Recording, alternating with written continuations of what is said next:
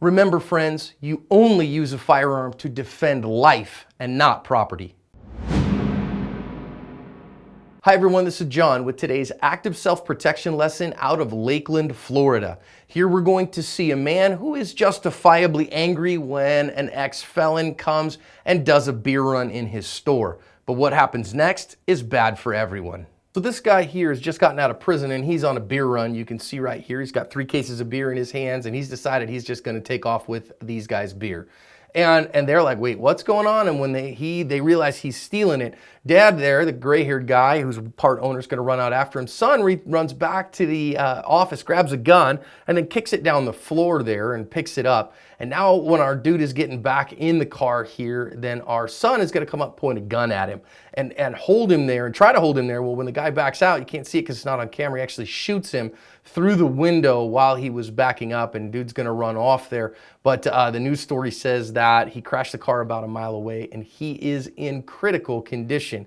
And the son here who shot him has actually been charged. So this is a pretty serious one, friends. Boy, you really got to think when you use deadly force. If you appreciate lessons that you get from us every single day, make sure you hit that subscribe button, turn on the notification bell so you don't miss a lesson. Out of this one, we want to talk about keeping your firearm on your person, and more than anything else in this one, we're going to talk about the legal and moral use of deadly force like a firearm.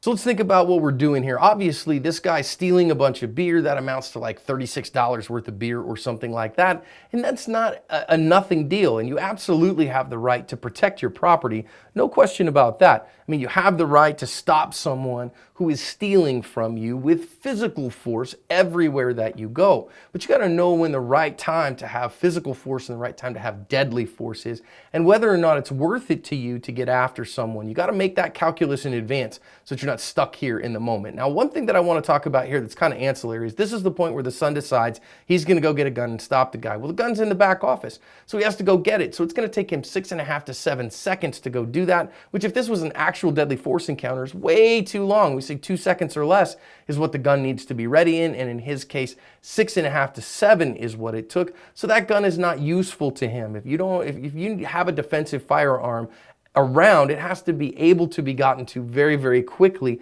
or you put yourself in a place where it's just not going to be useful or helpful at all. So keep your firearm on your person. Even more so, you see him kick it down the floor there because he didn't have a good grip on it. He had to go get it, and he's in a hurry because he knows he's behind, so he kicks it down the store there, and that's another great reason. Keep it on your person, because then when you go and get it, you get a full firing grip on it, and you're much less likely to lose the gun. Now, he goes out here, and this guy, again, is stealing beer. It's $36 worth of beer, and he points a gun at him for it. Is that legal or moral? Well, I want you to think about this, first of all, from the perspective simply of smart.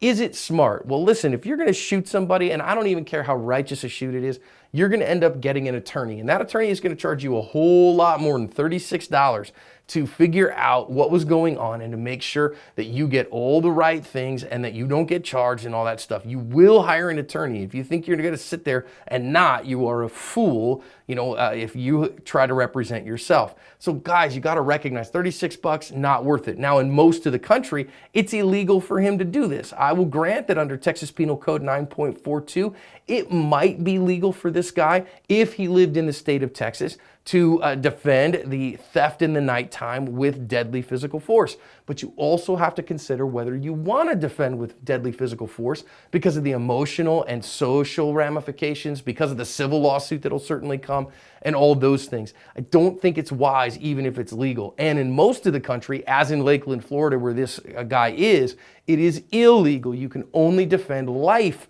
with physical deadly force, not with physical force, but with deadly force. So don't use deadly force to defend property, especially 3 cases of beer. Is 3 cases of beer worth using deadly force? The answer to that is no. So just let it go, friends, because if you don't, then what happens is over 3 cases of beer, you end up catching an attempted murder charge, or at the very least an aggravated assault charge, which is a felony, which can make your gun rights go away, will cost you hundreds of thousands of dollars to fight in court.